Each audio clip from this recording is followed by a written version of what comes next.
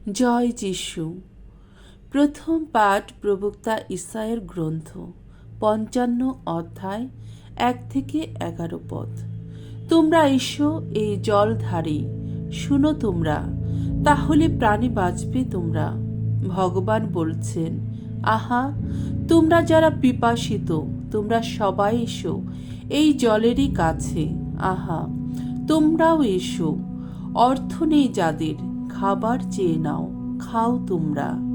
এসো, বিনামূল্যেই, অর্থ না দিয়েই দুধ আর ঢাকারস চেয়ে নাও তোমরা, যা নিতান্ত খাদ্য নয়, যার তার জন্যে আবার অর্থ ব্যয় কেন? যাতে প্রাণ ভরে না, তার জন্য কেনই বা এত পরিশ্রম?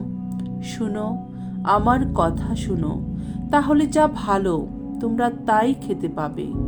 উপাদেয় অনেক কিছু খেয়ে আনন্দে ভরে উঠবে তোমাদের অন্তর।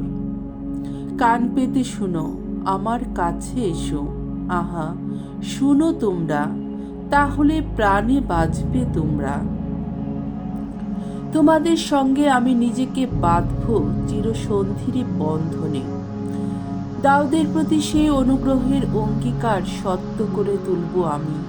দেখো, সকল জাতির সামনে তাকে আমি সাক্ষী রেখেছি, তাকেই করেছি সকল জাতির নায়ক ও নিয়ন্তা। জেনে রাখো, তুমি একদিন আহ্বান জানাবে এমন সব জাতির মানুষকে যাদের তুমি জানো না, তোমাকে চেনে না। এমন সব জাতির মানুষ তোমরা কাছে ছুটে আসবে সেদিন। ছুটে আসবে তোমার ঈশ্বর ভগবানেরই জন্যে, ইসরায়েলের সেই পবিত্র জনেরই জন্যে। তোমাকে গৌরবে ভূষিত করেছেন যিনি। এখন ভগবানকে যতক্ষণ পাওয়া যায় ততক্ষণ তাকে পাওয়ার চেষ্টাই করো। তিনি যতক্ষণ কাছে আছেন ততক্ষণ তাকে ডাকো তোমরা। এখন দুর্জন ত্যাগ করুক তার পথ, অধার্মিক তার যত অপভাবনা, তারা ভগবানের কাছে ফিরে আসুক। নিশ্চয় করুণা করবেন তিনি। ফিরে আসুক আমাদের ঈশ্বরেরই কাছে, কেননা ক্ষমাদানে তিনি যে উদার।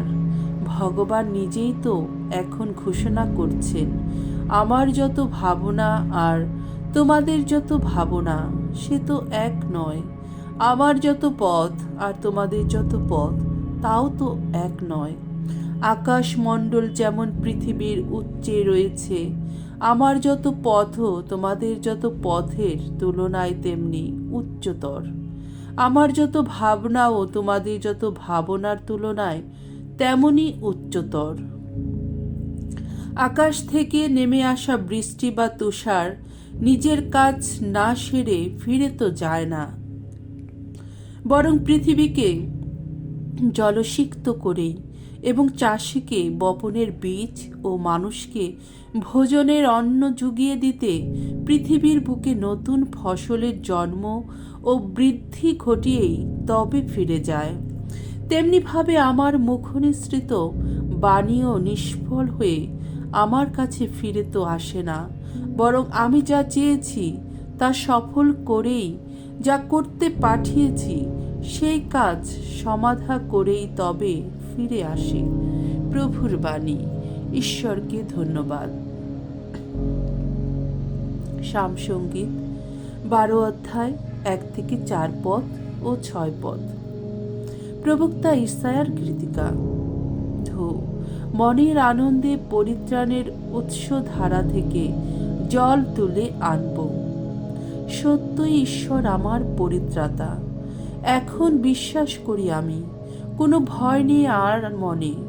ভগবানই শক্তি আমার কণ্ঠগীতি। আহা, নিজেই হয়েছেন তিনি আমার পরিত্রাণ। মনের আনন্দে তোমরা পরিত্রাণের উৎসধারা থেকে জল তুলে আনবে। ভগবানের শ্রুতি গান করো, করো তার নাম। বিজাতীয়দের মধ্যে প্রচারিত করো তার শত কীর্তি কথা। সকলকে শোনাও তার নাম কত মহিয়ান। তোমরা আজ ভগবানের করো গুণগান। আহা, তিনি গৌরবময় কাজই করেছেন। সমগ্র জগৎ জুড়ে এই কথা প্রচারিত হোক। সিয়নের যত পুরবাসী জয়ধ্বনি করো, হর্ষধ্বনি করো। ইসরায়েলের সেই পবিত্র জন যিনি, তোমাদের মধ্যে কি অপূর্ব তার মাহাত্ম্য প্রকাশ। দ্বিতীয় পাঠ, সাধু যোহনের প্রথম ধর্মপত্র, 5 অধ্যায় 1 থেকে 9 পদ। 3 সাক্ষী রয়েছে, আত্মা, জল আর রক্ত।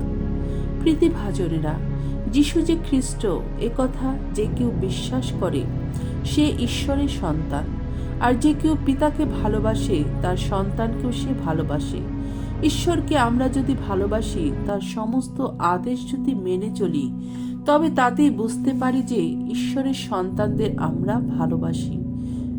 কারণ এই তো ঈশ্বরের প্রতি ভালোবাসার পরিচয়। আমরা তার সমস্ত আদেশ পালন করি, আর তার সেই আদেশগুলি তো দুর্বহ নয়। কারণ যে কেউ ঈশ্বরের সন্তান, সংসারকে সে জয় করে।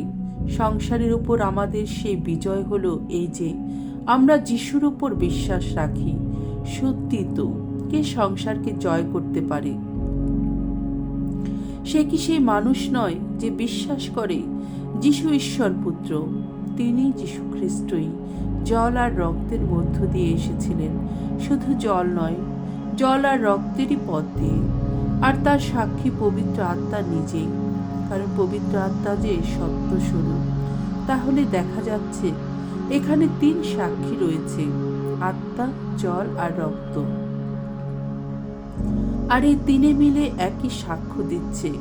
মানুষের সাক্ষ্য আমরা তো গ্রহণ করেই থাকি, কিন্তু ঈশ্বরের সাক্ষ্য নিশ্চয়ই আরো প্রামাণ্য। আর ঈশ্বরের সাক্ষ্য তো এই, তিনি সাক্ষ্য দিয়েছেন তার পুত্রেরই সপক্ষে। প্রভুর বাণী। ঈশ্বরকে ধন্যবাদ। বাণী বন্দনা। জয় জয় প্রভুর জয়। যোহন দেখতে পেলেন স্বয়ং যিশু তার দিকে এগিয়ে আসছেন।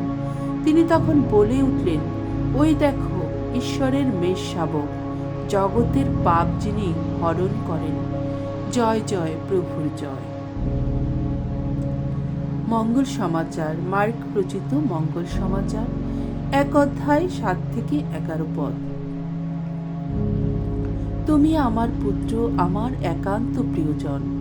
যখন এই কথা প্রচার করতেন, আমার পরে আসছেন এমন একজন যিনি আমার চেয়ে শক্তিশালী।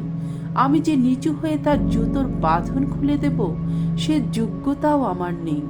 আমি তো জল দিয়ে তোমাদের দীক্ষাস্নাত করেছি, তিনি কিন্তু পবিত্র আত্মায় অবগাহন করিয়ে তোমাদের দীক্ষাস্নাত করবেন।